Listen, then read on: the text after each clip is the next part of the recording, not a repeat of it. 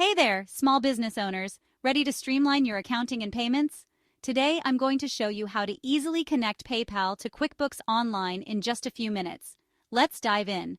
First, log into your QuickBooks Online account. On the left-hand side, click on the Apps tab. In the search bar, type in PayPal and hit Enter. You'll see an app called Connect to PayPal. Click on it. Next, click the green Get App Now button. You'll be prompted to log into your PayPal account. Enter your credentials and authorize the connection. Don't worry, this process is secure and designed to keep your information safe. Once you're connected, you'll be guided through setting up the sync preferences. Choose which transactions you want to import, sales, expenses, or both. You can also categorize your transactions directly in this setup. This helps in keeping your books tidy and organized. Now, QuickBooks will automatically sync your PayPal transactions daily. This means no more manual data entry. You can easily review and match these transactions under the Banking tab. Simply click on Review and make any necessary adjustments. And that's it.